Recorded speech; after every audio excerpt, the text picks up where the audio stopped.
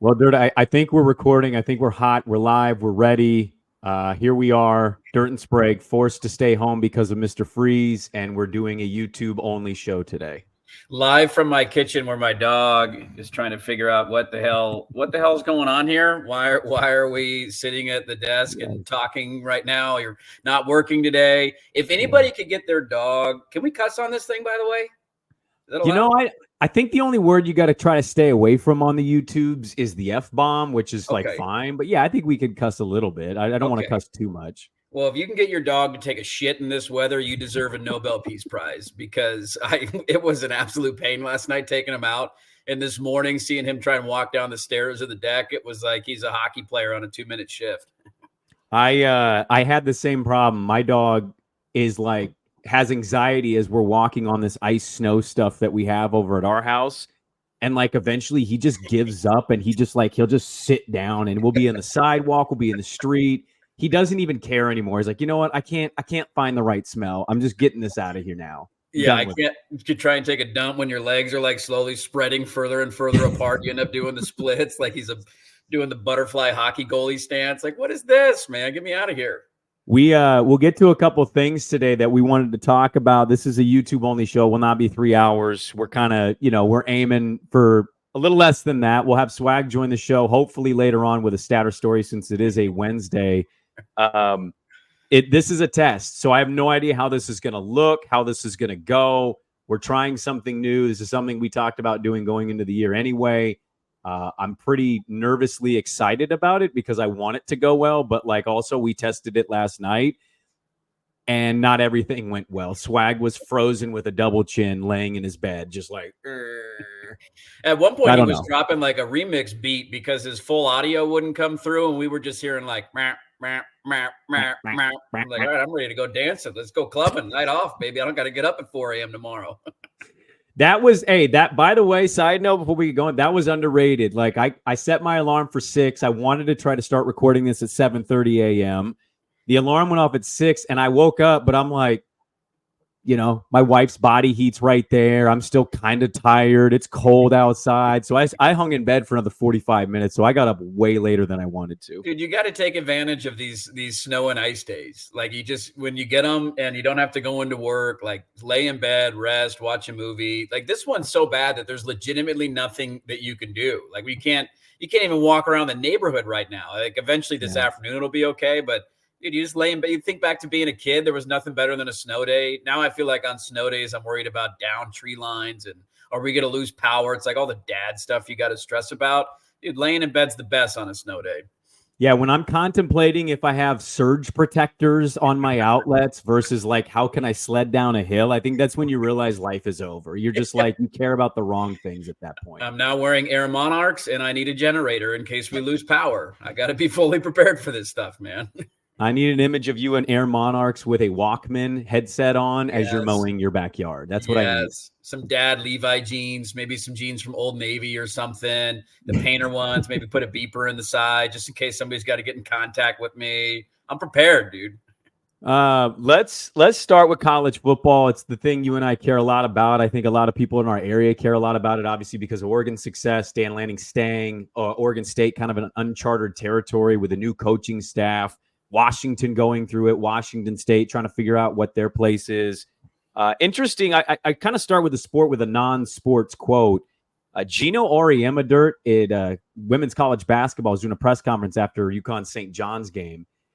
And he went on like a 5-minute rant just about, like he took the coaching angle of what NIL is doing for their perspective. And that's like player movement, players chasing the dollar, players chasing more fame and stardom. And, he defended coaches. He's like, I'm pretty privileged being at UConn, but he even used a St. John's coach. He's like, Seton Hall, St. John's, they don't have these privileges. Like they don't have the ability for a great player to stay for 4 years and just want to be mentored and want to grow as a player in a system. They get good, and then a lot of them will chase money. I thought a little bit it was fuddy-duddy personally, but I think overall, I think he's just highlighting a big part. We talked about it briefly yesterday. It feels like college athletics and really college football is the driving force of college athletics. It just feels kind of broken. Despite however you feel about your teams and where they're at, I think what he's hitting on is how impossible it feels as a coach, and I think he's right on that. But then also, like, let's not blame players for chasing dollars and cents when we get coaches that are doing it just twice in the last week here with Arizona to Washington and Washington to Bama. We saw it with Jonathan Smith to Michigan State. So it's just kind of weird where the finger pointers are also doing the gross thing. And it just a general sense of the sport not feeling dead, but feeling very much broken. But we're all just continuing to go with it and watching it at record levels. Well, I think it's going to get even worse, going forward and into next year when you get the new Big Ten, the ACC stuff. Like, that's only going to blow it up even further when you got Oregon and Washington playing a women's lacrosse game in Rutgers or Maryland or having to travel across the country. Like, this stuff's just going to continue to get highlighted. There was recently, we didn't talk about it yesterday, but there was, I guess, the University of California system is doing an audit of Cal's athletic budget and trying to figure out, you're bankrupt, how are you going to afford this? And they might end up blocking their move to the ACC, which I think would be the right move because that still doesn't make any sense. Like, the tough part is this is what happens when there's not somebody in charge. And there's so many powerful people in this sport that keep coming together and saying, we need to control this. We need to, get guardrails. We need to find a way to fix this. Well, then get the commissioners together, figure out who you want to be as a commissioner of your sport, and make somebody, that job, create that job and create that title. Like, you brought this up when Saban retired, and I know this would just be football centric, but of just having somebody who's in charge, that's a smart head, that's a level-headed guy. He's not going to be biased one way or the other, who can say this makes sense, this doesn't. Maybe we should change this in the calendar. Maybe we should leave this. Like, you can all come together and come to a solution on this. There just doesn't seem to be any effort to do that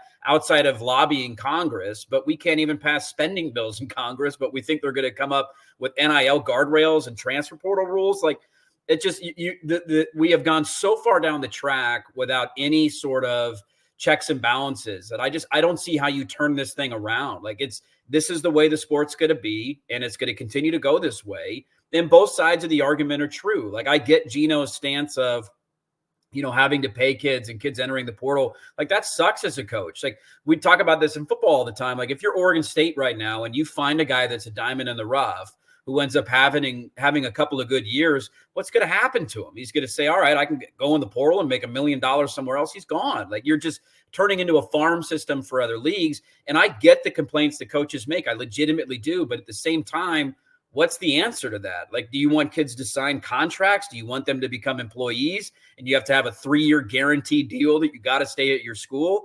Like, have fun with that, because then that's a whole nother can of worms you got to open up.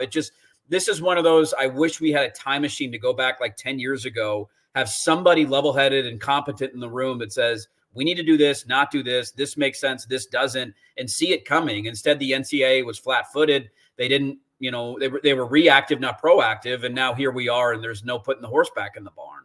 The funny thing is, Dirt, like, the coach that most people have just such anger and vitriol towards, who's currently going to interview for these NFL jobs, I think we have to admit, I think he's right. I don't know how you do it. I don't know how you implement it, because you highlight it there. Jim Harbaugh has been on this the last couple of weeks of his tenure at Michigan. Like, the players, there needs to be, he's basically saying the players need a union. Like, we're just at a point where it doesn't feel functional. And also it feels like college football, just specifically college football, they have outgrown a lot of their base models that they've helped grow their sport. The leaderships, they don't know how to, kind of go with the times. Like, what do you do about this? Like, if you're an Arizona fan, or Oregon State or Washington State or Purdue or whoever, you're like that kind of level, it just feels like an inevitability. We'll get to Kalen DeBoer and Bama here, because I want to talk a little bit more about that. But I went on Alabama's Reddit page, which is just delightful to read. I'm sure they're having a great morning today. Not going well with the Caleb Down news, but their Roll Tide Roll Reddit page. So I go like the 4th comment down on the Caleb Downs story. And like, you see this from Alabama. When you see it from Alabama fan, what are you seeing and feeling with all these other fans? There's a Bama fan that's like, cool. Well, our new D coordinator, I think he's the Alabama State head coach, just left to be the D coordinator. Like, awesome. We can't wait for him to be great next year. And then Auburn's going to hire him. Or fill in the blank school is going to take this player or take this coach. And man, if Alabama's feeling that, every other fan base sure is feeling that. I mean, I know Dan Lanning just committed in the coolest way possible, right? The most motivating way possible. But every time a big SEC job is going to come open, or Ohio State or something, you're going to have a tiny, little clinch. You're going to be like, oh, please just stay put, just stay put. And he feels like he's going to stay put. But the point is, seemingly everybody is feeling this like, cool, I'm glad this guy's so much better, or cool, I'm glad this coach proved it. Can't wait for them to get poached now. Like, that's kind of the feeling. And that, I don't think that's a good place to be in for your sport when you're feeling that way. It feels, for a lot of fan bases, Dirt, a lot. I would say outside of like 15, and maybe even less than that, it feels a little hopeless in some ways. It really does. And it's why my stance has kind of shifted on the portal. And I try and take a view that you don't criticize any player that leaves, because you're going to get players that come to your team, right? So if you got guys that are young that you're hopeful that they're going to turn into something and they end up transferring, like, don't badmouth them. Understand where they're coming from. Everybody's making decisions for different reasons, and you're going to pay it on the other side. Like, this is happening with Washington and Arizona right now, where Washington fans spend an entire week bitching about DeBoer leaving and how he's not loyal and how pissed off they were and how could you do this to us, and our roster is gutted. They then turn around and hire Jedd Fisch. Now they're talking themselves into Jedd Fisch, even though Jedd Fisch is doing the same thing to Arizona that Kalen DeBoer just did to you.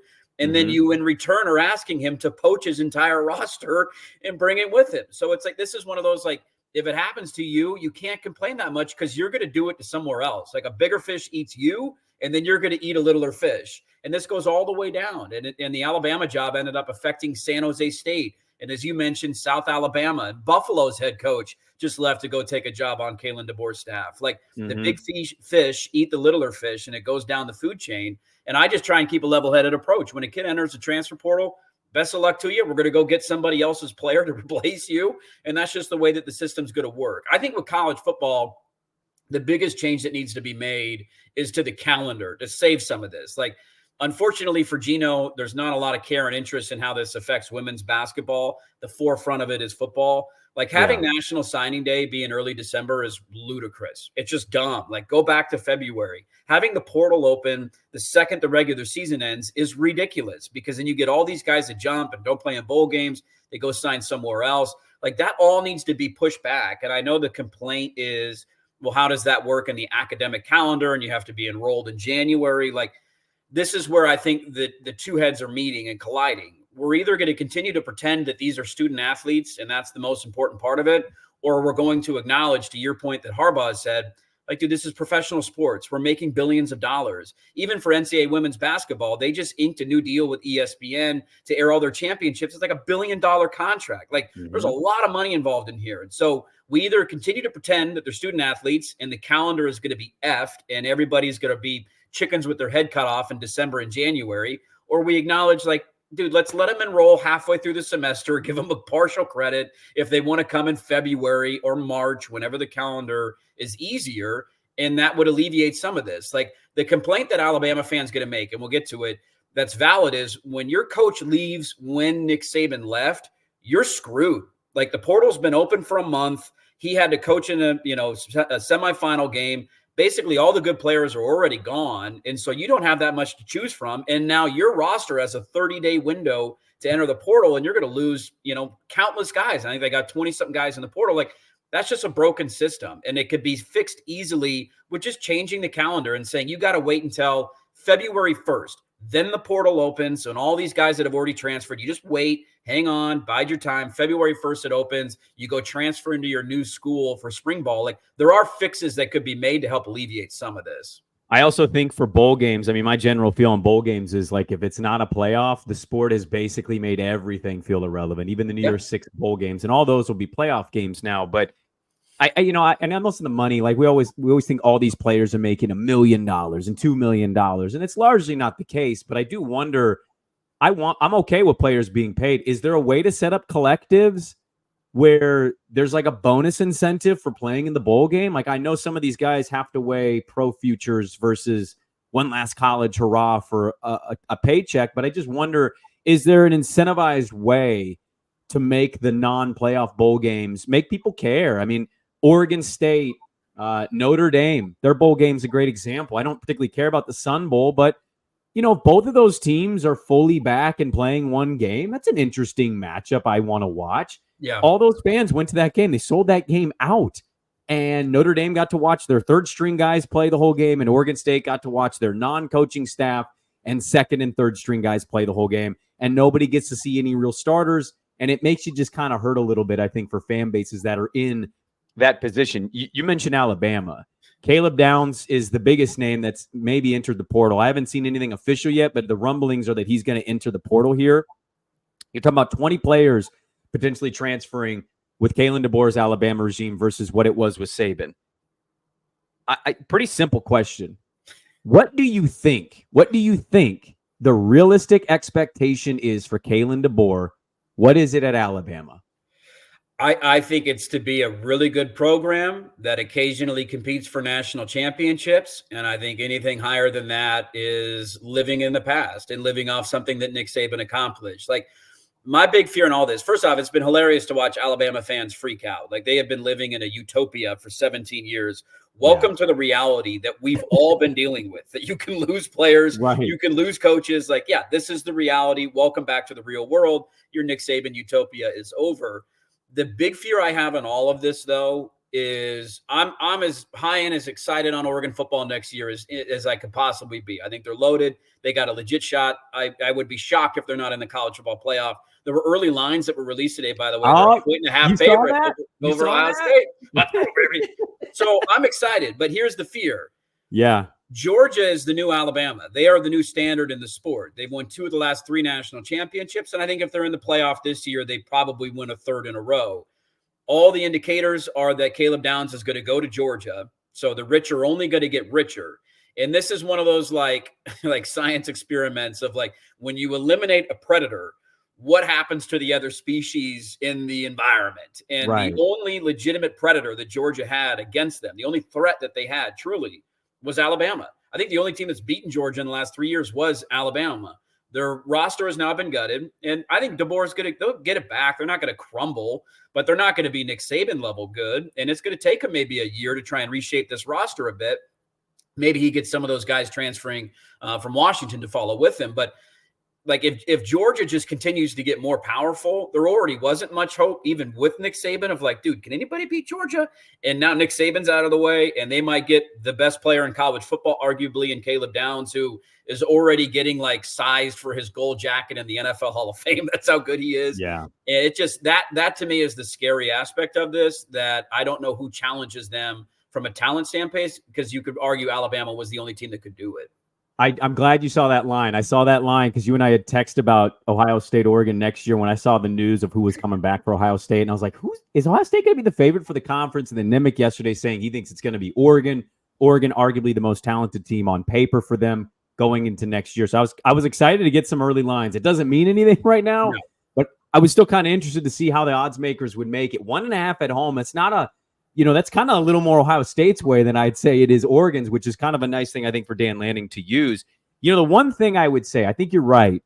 Although what's funny about everything you said is like Georgia didn't even make the playoff this year, as ridiculous as that is. I know, but now we're going to a 12-team model, and you ain't keeping them out of a 12-team playoff. No, not a chance in hell. I mean, they'd have to lose 4 games. But what's interesting to me, Dirt, is in everything we're talking about, where we're like, hey, the sport kind of has this broken feel to it, it also feels like we've had more parity than maybe the sport's had in a long time in our lifetime. And like, that's a good thing for the sport. And like, as good as Georgia is, and they may get Caleb Downs, Georgia with a 12-team playoff, they'll probably get themselves a bye, right? You probably gamble that they have one of the 4 byes. Yeah. They still got to win a couple games. It's not like they're just going to scoot right in and only have to win 1.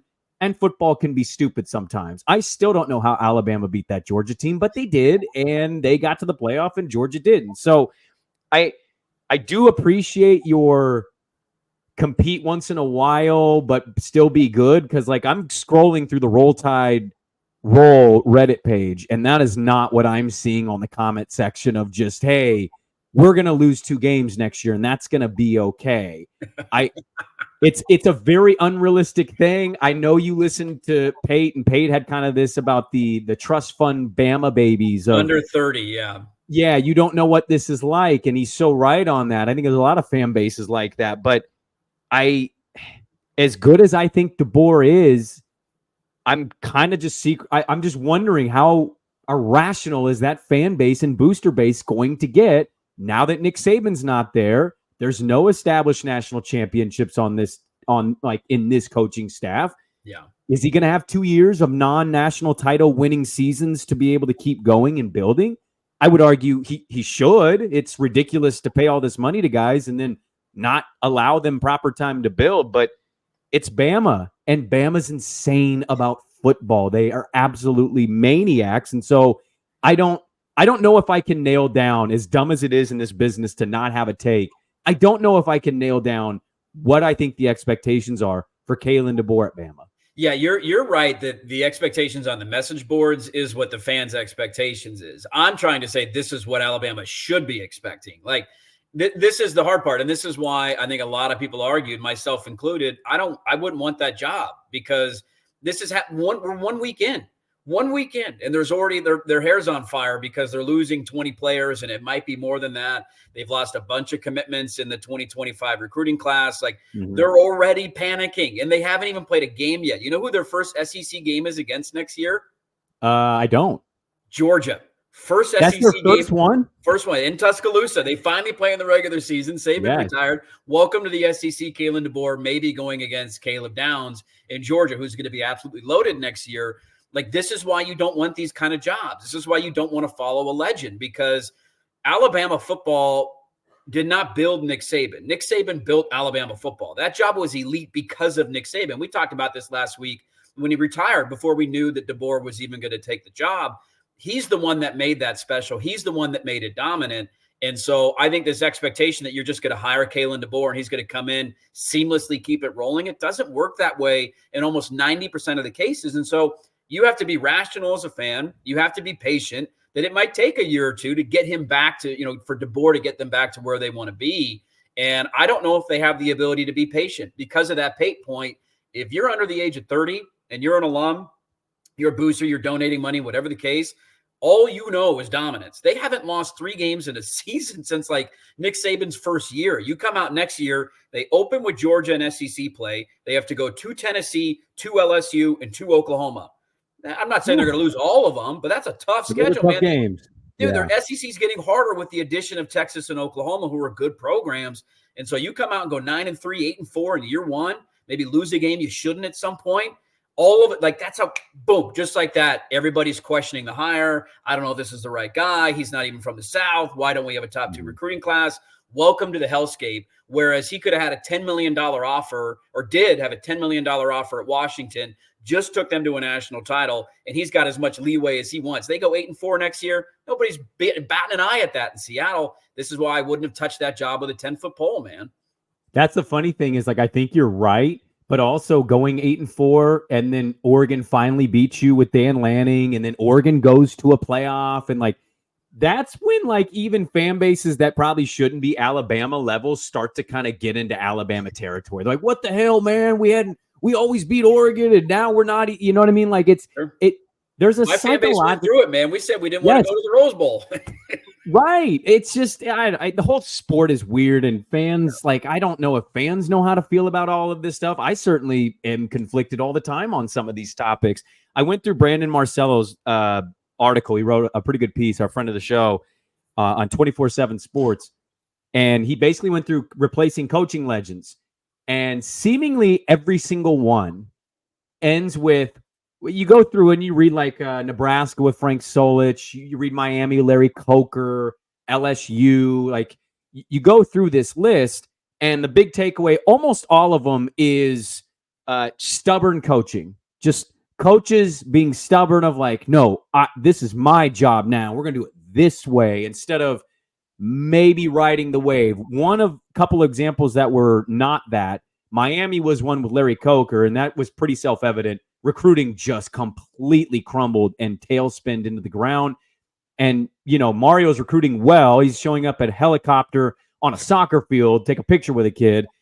but they're still not winning at an elite level like they want at the U. No. And the only other, I think, example was Nebraska. Bad leadership, basically panicking, thinking we're Tom Osborne U. We should be winning all these titles. And Frank Solich not quite doing that enough for them. They panic. He gets fired. He goes to Ohio, has one of the greatest careers in college football coaching history. They're chasing Bo Pelini and Mike Riley and, Matt Rule. We'll see what he can do. But it was interesting to just go through some of the legendary programs, Dirt, and just read like what ultimately did it boil down to? Stubborn coaching, refusing to just, and here's where I think DeBoer can be sneaky good. I know it's not a good day for Bama fan and the portal is active for them. This is where I think he can settle in. And I think this is where you and I just differ a little bit on this.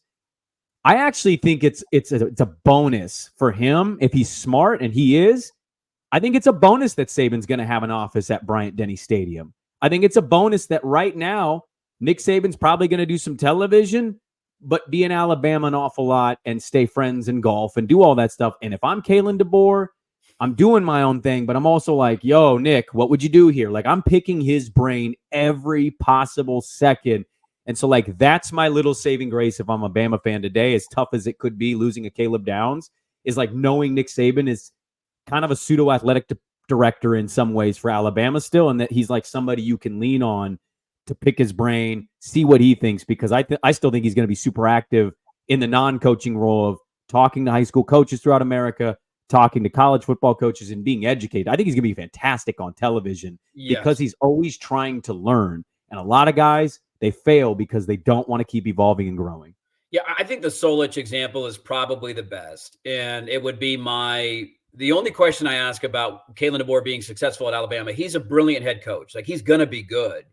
The tough part is, do they have realistic expectations? And that's kind of where we started the conversation, right? Like, are they okay if they go 8-4 this year and then 9-3, but he kind of is building the roster the way that he wants to build it? Maybe not recruiting at a top 3 level, but you're still a top 10, top 12 recruiter, understanding it's a 12-team playoff. Like, are they okay with that? Like, this is where Nebraska fell into that hole where they thought we replaced Tom Osborne, one of the greatest coaches in the history of the sport, with Frank Solich. He didn't win a national championship quick enough. He got us there against Miami, and then he got drilled. He had like one down year. I can't even remember what the record was, like 8-4, 7-5. And it was just, boom, he's gone. He's not the guy. And they've been trying to find the guy for 20 years. That's likely not going to happen with Alabama. But as long as they have realistic expectations there, I have no doubt that Kalen DeBoer can be successful. He's not going to be Nick Saban. That's not a hot take or anything. There's only one Nick Saban. I think there's only one guy in the sport that can even rival that. That's Kirby. And he's still 4 national championships away from matching what Nick Saban did just at Alabama, 5 overall if you count the one at LSU. So he can be successful there. You just have to be willing to give him time. And this is why I've had so much fun this morning laughing my ass off, because we're 1 week in and the panic is already there. And they're telling me immediately that they're not going to be able to do that. And if he goes 8-4, 9-3, you don't win an SEC title, Georgia wins. Let's say Georgia wins the next 2 national championships, and you don't play for an SEC championship the next 2 years because you're rebuilding the roster. They're going to freak out. They're going to make a rash decision because that's what Alabama football does. You have to win. You have to win now. And when you connect this all the way back to the first conversation we had, the calendar does not really allow him to do that. Like, I have my questions about Kalen DeBoer. He's in a really tough spot. Like, they don't have a lot of guys in the portal that they can go get outside of Arizona players, Washington players, or the Alabama guys who are entering. And so you're kind of got slim pickings roster wise. Signing day is already gone, and 97% of kids sign in December. So there's only a few kids left. It just, you're dealt a really tough hand in year one. And now they need to be patient. And I don't think they have the ability to do it.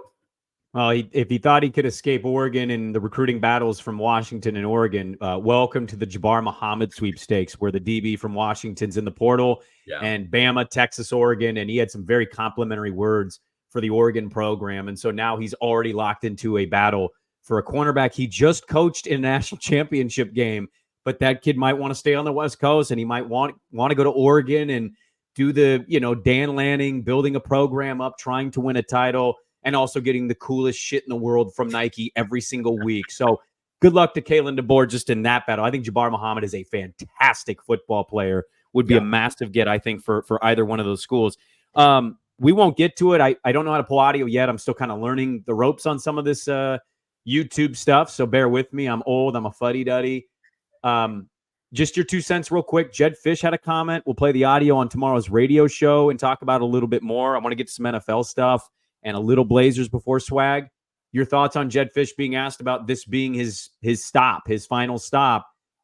I understand the point of the question. I find the question kind of weird now at this point to be asking these guys. Yeah. They're all liars. All of them. All of them lie. All of them bull. Like, it's just, you never get a real. Kalen DeBoer said this was the dream job. And I know he's emotional, but like, clearly it wasn't the dream job, right? So what was your just takeaway when you saw Jedd Fisch? Because I saw the quote and then I heard the quote and I kind of still had the same takeaway from it. Yeah, it was. I think the only concern I would have had about Jedd Fisch if I were a Husky fan was that he does not stay at a job longer than 3 years. You basically hired another Kalen DeBoer and a guy who clearly has his eyes set on something bigger. Like, I look at DeBoer and I think he wants to go to the NFL. He probably thought Alabama's roster is the ticket to doing that, and I'll go win for 2 years there. Now he's facing the realities of the transfer portal. I feel the same about Jedd Fisch. I never looked at him as a long-term guy who's going to be there for 10 years.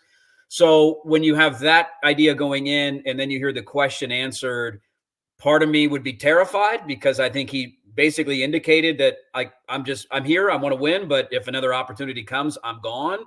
So you're terrified on the one hand, but on the other hand, I tip my cap to him because he very easily could have had the same dumb answer to your point that every coach makes of, I love it here. This is a destination job. You'll have to drag me out of here to get me out of this coaching booth.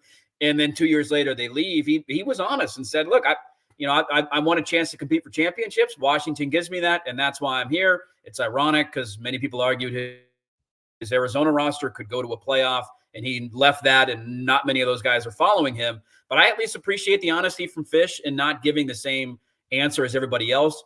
I agree with you, though, that we, like in press conferences, stop asking this question because all you're going to get is BS and lies from these guys. The only thing I would add to that, and then we can move on. It was interesting. He basically kind of said the thing out loud of like, you're wrong, you're right. Like there's really not a win situation here for me. If I deny it, I'm going to look worse. Like he didn't say this, but I'm kind of just taking away, this is how I viewed it. And the one thing that would leave me worried, right, is he talked about the world of college football. And one of the things he liked about Washington, he cited Big Ten. But then he also added right after that, the SEC. And he said the Big Ten and the SEC are the power players of college football. And I think everybody would agree with that. But he's a Florida alum. And Florida's a job that's probably going to be open in a year, unless Billy Napier surprises me, because I don't think he's that great. Like Florida's a job, and I know they've been down, but that we know that program can win. If you got the right guy, can win instantly. And being a Florida guy, he's citing the SEC and the Big Ten. Like the Big Ten, I'm here for the Big Ten. And then like, and the SEC is great. Like he's adding kind of the already built-in, hey, don't be shocked. And maybe it's the NFL he's after, but I thought the SEC being included in that answer was a very interesting one, given the SEC ties he kind of has in his background. I think they're already panicking a little bit up there because you got that answer to the question, and then they were hopeful that that Arizona talent was going to follow him. And hey, we'll rebuild quickly. You bring in Fafita and T-Mac, and we won't be national championship caliber, but we'll be good. And all indicators are that those guys are going to stay at Arizona. And similar to what we were talking about with Bama, like not a lot left to pick from, man. Outside of Alabama players, and I don't think many of them are going to Washington. So it's hard to rebuild your roster at this point when it happens that late in the cycle. We talked a lot about yesterday the NFL Super Wildcard Weekend, the games, the surprises, the players who played really well. I wanted to get into a little bit of the coaching stuff here. We got a coaching update from Dan Graziano of ESPN. Ooh, Insider story. Got to be behind the paywall to get this access. $4.99 a month. Exactly. And, there's a lot of interesting ones that he points to. Bobby Slowick, I think, made a lot of money for himself against Cleveland. We know Ben Johnson's been a hot, coveted name. Raheem Morris is heating up, I think, a lot on the coaching boards. This one's fascinating. We don't pretend that everybody's a Seahawks fan, but they're a pretty close NFL franchise to us in Portland. His prediction is Mike Vrabel. And how does Seahawks fan handle the Seahawks fan? Do they prefer a Vrabel, an established guy that has a lot of respect, or if you're Seahawks fan, are you wanting to take a swing on the? Can you find the next McVay, the next Shanahan, the next McDaniels? Like, can you go find that young guru on offense who can maybe just coach the living hell out of your offense and he tries to figure the defense out. If you put yourself in Seahawks shoes, where are you leaning here? Like, is Vrabel a home run to you, or are you preferring one of the younger offensively based guys? Dude, this is such a hard question to answer because some of the reading and reporting that happened on Carroll splitting up with Seattle was it sounded like some of it stemmed from what they want to do at the quarterback position and what they want to do in the first round this year. And I think there was a belief in management and ownership. Hello, Burt Cold, that we need to draft a quarterback. And Pete Carroll kind of felt like, dude, I can win with Geno. We went to the playoffs last year. He's good enough. We need to get better around him, and our defense isn't good enough. So there was kind of a butting heads of ideologies there and how they wanted to build things. This is where it's interesting to me, though. If you're a front office and a GM and your thought is first round pick is going to be a quarterback, and that's the direction that we want to go, I think you and I are in lockstep on this, that the best thing for a young quarterback is having an offensive minded head coach that can help you grow and develop and fit him into a system. And Vrabel doesn't really fit that. I'm not blaming Vrabel for the quarterback shortcomings in Tennessee because I don't think many coaches could have won with those guys. But I love Mike Vrabel. I think he is a home run hire. I just don't know about the fit here. You're excited because of his pedigree and the culture and all the good things that Vrabel brings. But if you're truly starting over with a first-round quarterback, is, to your point, they're a better option out there to go find that offensive coordinator, a Ben Johnson, a Slowick, as you mentioned, from Cleveland. Is that the right answer for a quarterback? This is a damned if you do, damned if you don't. I think he's a good hire because he's a great head coach. I just don't know if he's the best head coach for a rookie quarterback that you're trying to develop. One thing I just thought about when you started talking, Dirt, is like recording this is kind of nerve-wracking because I'm like, what coaching news is going to drop and this is going to age instantly poorly of like, I wouldn't do that move. Boom, team announces they've done the move. Gerard Mayo is doing a press conference as we record this. I don't know how to feel about that. They just were so dead set on it. They really like him. So I'm going to do the wait and see thing with the you're following the legend. So we'll see what that is. And I say what you will, because we've been in this territory not even a week ago with Dan Lanning. BetOnline.ag, as Ken Barkley so famously puts, I made a $50 bet and it changed the entire market. They've got Harbaugh, the overwhelming favorite to be the Chargers coach. The smoke. Doesn't the Pope like change the smoke in the chimney like when a Pope dies and there's a new Pope elected? Like, the smoke is coming out of the stacks right now. It's not done. Maybe something surprises us, but it feels the noise is pretty loud that Harbaugh could be Justin Herbert's new coach. I think that is the right move for everybody involved. It's the right move for the Chargers to get a proven head coach who has won literally everywhere he's been, a coach who's been great for quarterbacks. And as we talk about so many times, like, if I'm a head coach or a guy looking for a job as a head coach, the first question that I need to ask myself is, do I have a franchise quarterback? Like, we're going through this in Miami right now. Is Tua a franchise quarterback? Debate's out. I don't know. Maybe he is, maybe he isn't. But that leads to the questioning of Mike McDaniel as a head coach. Is he good enough? I don't know. It's kind of funny. His offense was fun. Now it's not as fun. Is that the right guy? Like, you have to have that question answered. Everything else will fall in place. You get your coach, get your quarterback. Everything else will fall into place. You can tell me you're sold on Caleb Williams, but Chicago is not trading or they're not firing their head coach, so you're not going to get him. You can say you like Atlanta. They're drafting a little bit further back. You don't have a quarterback there. This to me is the right fit for both sides. Real quick, though, one weirdo plus another weirdo, does that equal greatness? Like, Herbert in his own way is kind of a weirdo, right? He's a biology major. He's a little recluse. He's coming out of his shell more year by year. Harbaugh, as we've said before, I feel like Harbaugh's only gotten weirder. Yes. By the way, I didn't know this. Did you know in one of the games, his dad, Jack Harbaugh, technically was labeled co-head coach this season? So his dad gets a national championship ring. Of course he does. Mandelbaum. It's just genius. And also, what are we doing here? Jack Harbaugh is a co-head coach for the ring. I think I like the move. I think you got to go this direction, right? The guy established a run game, and while he was in San Francisco, his offenses were good. His defenses were elite. So I have a feeling that he's going to be able, he just built it up at Michigan. God, if I'm him, I take the Michigan D coordinator with me to the Chargers.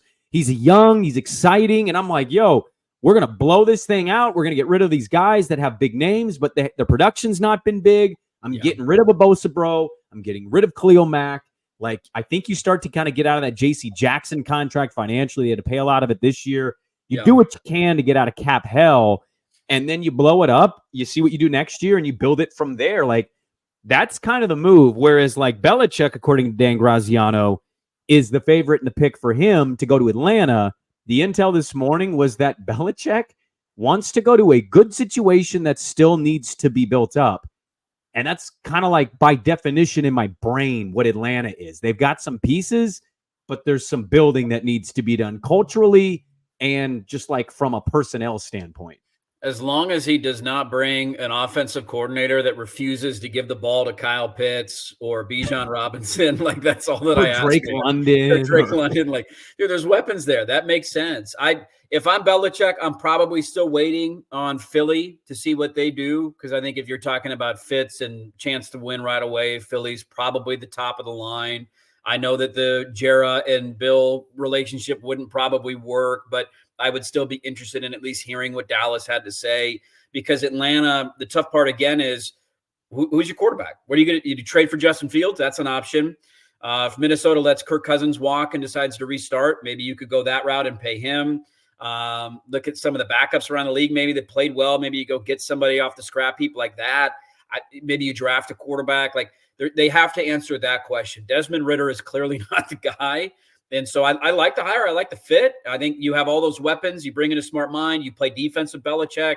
You just have to answer the quarterback question there. And if they don't, they're not going to win. I was wondering if, like, Jake Browning is like a sneaky pick for them, even though I think you and I would agree what he is kind of. And Brian Callahan is also being rumored with a lot of jobs, the pick to be in Carolina, the OC for the Bengals. I think what you saw from Browning, what I saw from Browning, even though Cincinnati's got really good players, man, if he just brings 78% of that, you're already improved at quarterback. Desmond Ridder couldn't hit screen passes. Like, that guy was terrible this year. It was awful. Yeah, he was so bad. Browning wouldn't be and there's a few guys like that out there. Like, I know we've debated Minshew a lot here, but Minshew damn near led the Colts to the playoffs with a rookie head coach. Like, there's a couple of guys like that maybe look scrappy. Snoop Huntley in Baltimore? Yeah, I could see it. He damn near won a playoff game. Yeah, just like, it's kind of like, I'm just thinking a year or two stopgap. Like, let them build it up, be in that wild card, maybe even that division, because, like, are the Tampa Bay Bucks going to give Baker a big deal? You look at the NFC South, the Saints are trying to restart their offense, but they still have Derek Carr. So, like, there's a shot that if Belichick is still the dude, and I'm not sure he is, to be honest with you, that you go get a stopgap quarterback that be enough to either compete for that division or maybe sneak in the back end. I think the hard part about what you said, though, there at the beginning, we're talking about two jobs that are, like, still to this moment are not open. Philly has no indications that they're firing Sirianni, even though it's noisy. And I just would have thought Jerry fired Mike McCarthy the minute he got off the field, and it's Wednesday now. Still hasn't done it. So, like, Belichick or whoever, you kind of have to move on. You can't wait. And that's why I'm kind of puzzled. Is Dallas going to run that back? Because if they're not, man, you got to get in this. Like, if you want Mike Vrabel, or you want a Pete Carroll, or you want maybe one of these young offensive geniuses or defensive coaches, feels weird to keep waiting and waiting and waiting. And I don't know. Dallas, maybe they're kicking around running it back. I would think that was a mistake.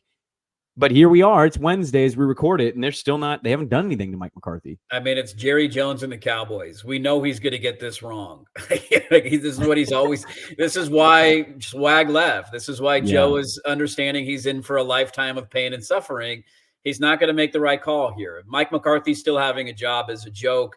Nick Sirianni, I don't know if I've enjoyed watching a coach be humbled more. Like, to me, he was like the Deion Sanders of the NFL, like, just running his mouth with like, what have you accomplished, dude? You won an NFC championship game last year against a team who couldn't attempt a forward pass. The 49ers in that situation would have lost to literally every team in the National Football League last year because they couldn't throw the ball.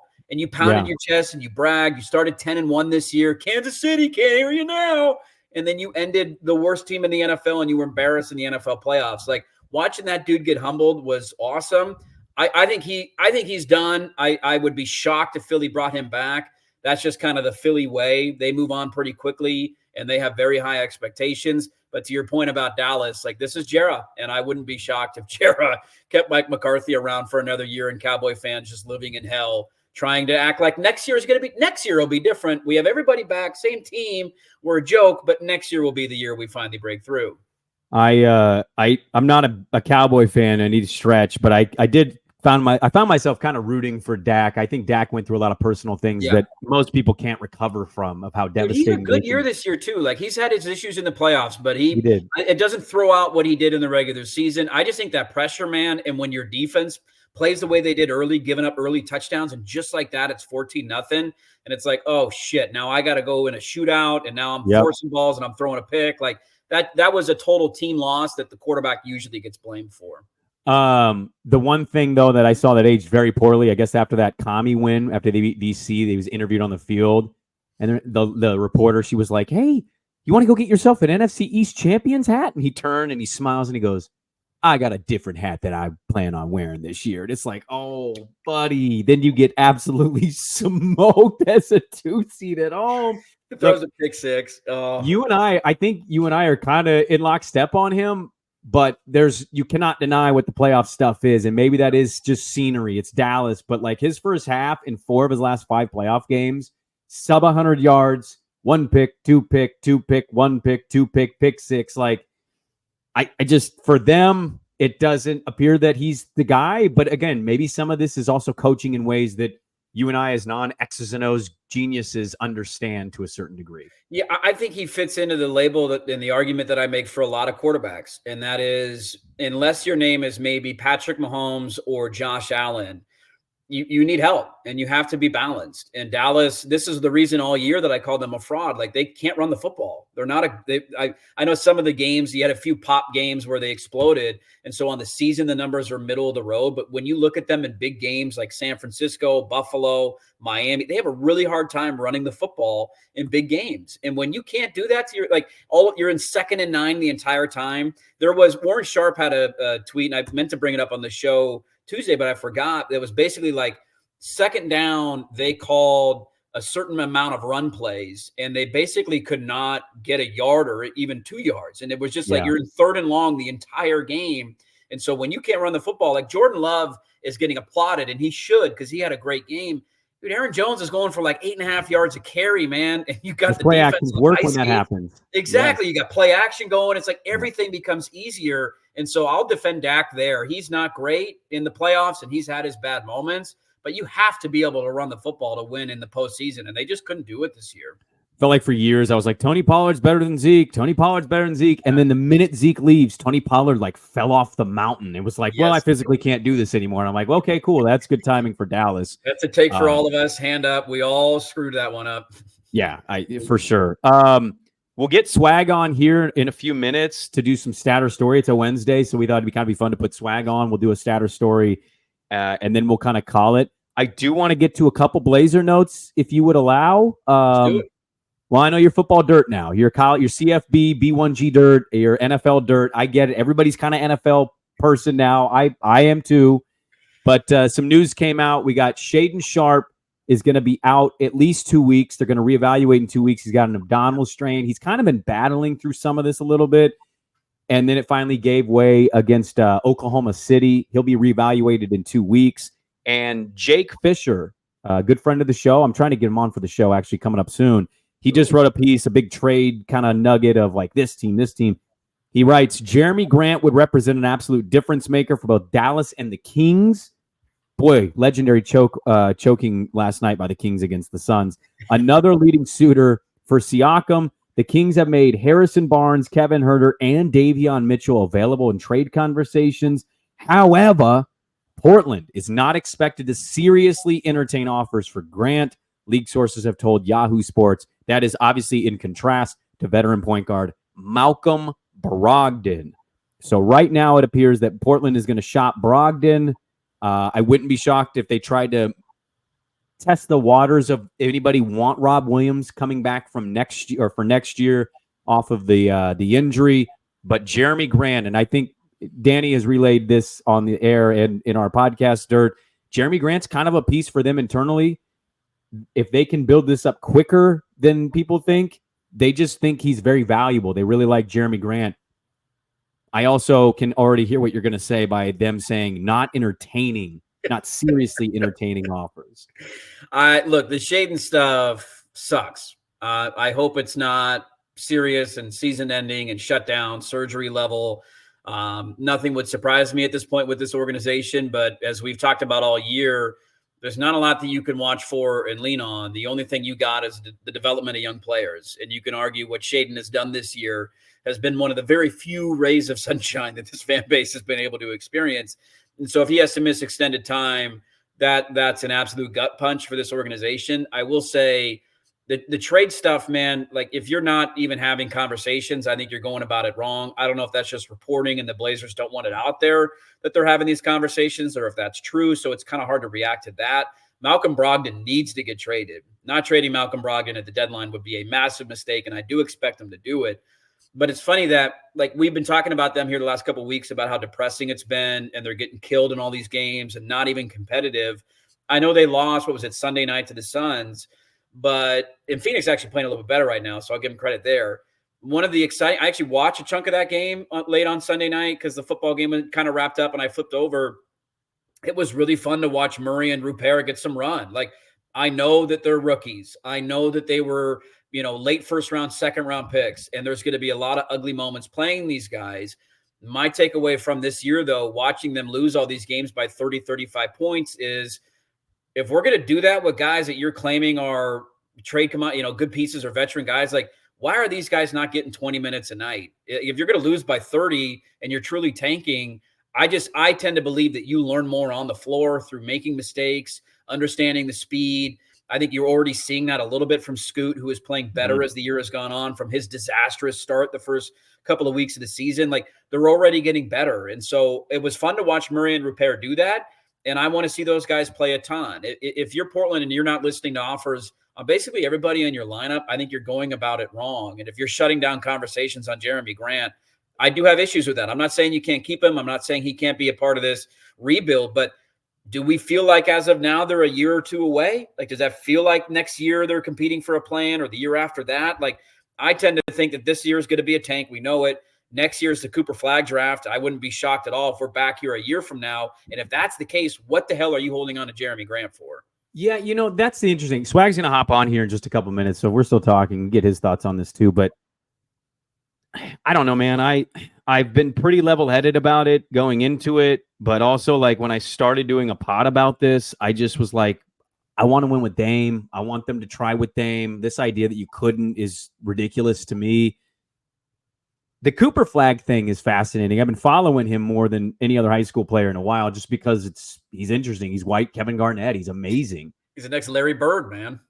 But going through a whole nother season next year of being this level of kind of bad, if not maybe even worse, because you have to be, if that is a priority. And I tend to believe that franchises not very often actually say, well, this guy is next year, we're going to do everything to be as bad as we can, because it's a lottery system. So it's a crapshoot.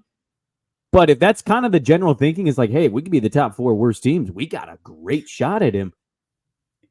You're putting all the eggs in the lottery basket, and it traditionally does not work well for this franchise, either drafting the wrong player or being a number away from Victor Wembanyama and having him still here with Damian Lillard. That's kind of the history of it. And you're also alienating a lot of fans. People are like, what kind of moves can they make? And I'm like, there's not just 1, 2, or 3 moves that fixes this. This is a deeper issue. I don't know if your coach is any good, let alone like middle of the road good. And I just don't think there's a lot of hope right now. You're going to sell that like, yo, Cooper Flag's awesome. We're going to be bad next year. All right, well, I can only imagine how empty that arena is going to be then, because as exciting as some of these guys are, like, they're still not going to be good enough to win or be super competitive, I think, for the most part. So as much as I'd love to see Cooper Flag in a Blazer uniform, and maybe he will be, and this will be one of the worst age takes of all time, I just don't know if that's a feasible business operation, is to just suck. They call this the rebuilding year. I'd argue you've been rebuilding 2 years before this. No matter what you think or how you got there, you were bad the first year of Chauncey. You fired your general manager. You replaced him. You then sucked at the end of that year. You got the 7th pick. You came back last year. Your coach still didn't prove anything. Your team still sucked. Dame was the only bright spot. And then you traded him after saying you were going to push your chips all the way in the middle.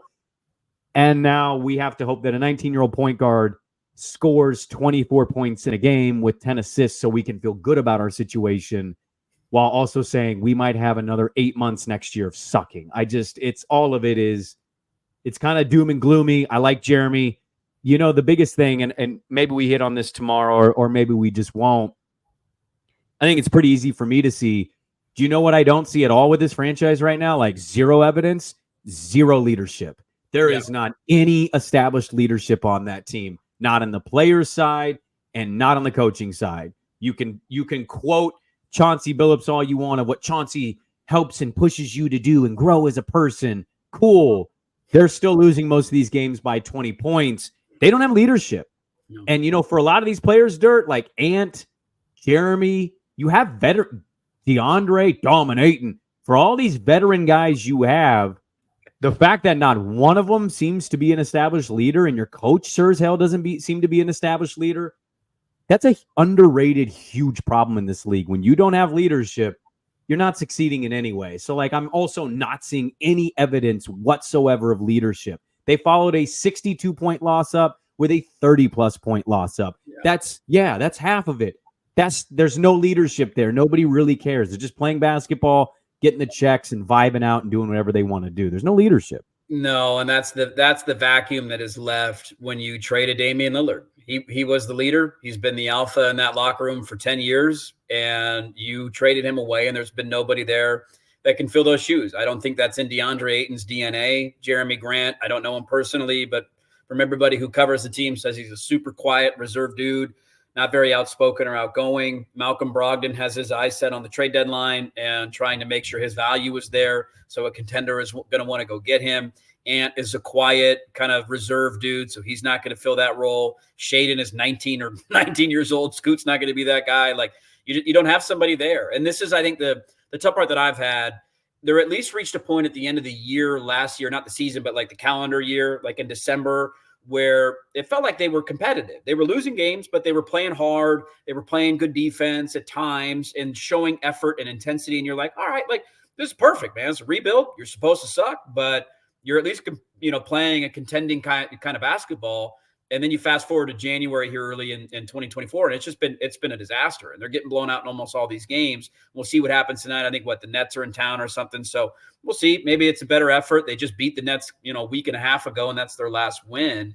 But not having somebody that's going to get in your ass in the locker room after a 60-point embarrassment is, to your point, why we're in this position. And the lottery stuff is exciting as a fan, but it is important to remember how painful it can also be. Like, this organization was one number away from landing Victor Wembanyama, pairing him with Damian Lillard, and being genuinely excited about the future. You would have had Dame, Shaedon Sharpe, Victor. At that point, I imagine you trade Ant, but who knows? This team will probably never trade Ant. Oh, no, they'd keep him. They would have kept him. But you were that close to being like, man, how exciting would this year have been with Victor, watching him run with Dame, and Dame kind of bringing him along. You're 2 years away maybe from being a legitimate contender, and that's your path. And I'm not done with Scoot. I'm excited about some of the games that he's had recently. He needs to get more efficient as a scorer. It's a lot of shots to score, the numbers that he's putting up. But that's how close you were to that, and that could be the reality. You tank next year. To your point, that's year 4 now of just being shitty. And if you don't land Cooper Flagg in the process, you end up getting some consolation prize. Good luck, dude. Now you're the Philadelphia 76ers. You've missed on a couple of drafts. Next thing you know, a decade goes by and you haven't made the playoffs. Yeah, and I think the worst nightmare scenario here, even though I don't think it'll happen, but again, you don't know how these things are going to break or not break your way.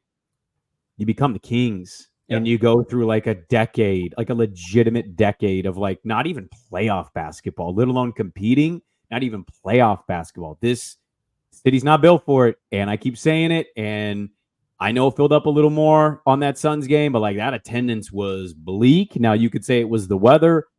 we'll see what today is. The weather report that I just saw says this should be melted away in time for people to get to the game. But again, it's bad weather and people don't always feel confident in it. Just eventually we're going to see more and more and more empty seats. And to be quite frank, like that's kind of the way to speak to the team, right? That's the only thing fans kind of have is to financially dictate the terms and say, we're not paying for this product. You're not giving us any reason to want to buy merch or go to the games and spend $12 on a beer and $28 for a hot dog. Like I'm not interested in that. And so like I've always said, it sucks because we know a lot of people that work over there and they're really great. It's not a shot at them, but like you want to make this ownership group do something, you gotta hit them where it hurts, and that's the wallet. So we'll see. People are pretty loyal here though, and find reasons to go to games, watch other players. Seats are cheaper, whatever it is. Well, I'll just say this. I don't know if the deal ended up going through, but I do want to tip my cap if it did or if it's going to Indiana, man. Like Indiana's a young team. They're exciting for the first time in a while. I know we kind of joked about the in-season tournament thing, but that was kind of cool that they made it all the way to the final of that and they beat Milwaukee. And I don't know if they officially got Siakam or not, but it sounds like it could happen. Like, dude, take a swing. Like that's all we asked for. It felt like year after year after year. Like take a chance on something significant to try and give Damian Lillard an opportunity to win at the highest level, and they just never did it. And so when I see organizations that take a chance, I don't know if it works out for Indiana. Maybe it backfires. He's going to be a free agent. Maybe he bounces. I'm not going to criticize him for it at all if it doesn't end up working. I will always applaud teams that are trying to win, and kudos to Indiana for doing that. Yeah, this kind of sums up our situation in general in a nutshell. Swag is now preoccupied with like 3 different things. So of course he's prepared a status story for this show, and he cannot go from doing those things to just hop on for 10 minutes with us to do the show stuff, even though he's a part of the show. So like in a nutshell sums up our situation right now. He's enjoying that day off, man. He's running around. Yeah, he's probably in his tidy whities doing what he needs to be doing, but he has like he says he's running 3 systems at once. I sent him a link to hop on. He's not hopping on. Of course. Sums it all up, man. We're all sitting here at home without our underwear on doing a radio show. Come on, Swigard. That makes sense. It's 5 minutes. I need 5 minutes. You can't take 5-minute break, but again, he's also has to do 8 jobs. So he's a little preoccupied, man. Hopefully we're back tomorrow, though. It's just fun to try out, but it's like there's so much going on right now, and I'm almost like stressed out to the point this week of tomorrow's Thursday. We're 2 days away from the divisional round of the playoffs. We haven't even talked about any of those games yet. We barely talked about the wild card games. Like college football's exploded. I'm overwhelmed this week having a snow day and a Monday holiday and missing these shows. I appreciate everybody that does check this out. We really do. It's a test for us. We want to see. We have some plans that we want to do and some stuff that we're working on behind the scenes here. I'm hoping this recording goes well. I don't delete it like an idiot because, of course, we'd never get this hour back. No. And we can load it up to YouTube. I just looked at an email from our boss. It sounds like he's kind of letting Isaac and Suk do the show. Danny and Dusty are canceled today. But this weather's supposed to kind of go away. So our thinking right now is that we will be in doing the show because, Dirt, you're so right. We got divisional playoffs. We got a little wild card leftovers we can get to. A little more on the Jedd Fisch Husky thing. I find it fascinating. I have another Oregon angle I want to get to, Oregon State stuff. So it's just a busy time right now, and there's a lot to get to. But we wanted to give this a test and see how it goes. So thanks, everybody, for tuning in, hanging out with us, and hopefully we'll talk to you guys tomorrow, 6 to 9 a.m., bright and early on 1080 The Fan, the Odyssey app. And, of course, we're posting this. You can always catch it live on YouTube. And we'll talk to you guys then. Thanks for hanging out and listening to the conversations. Have a good day.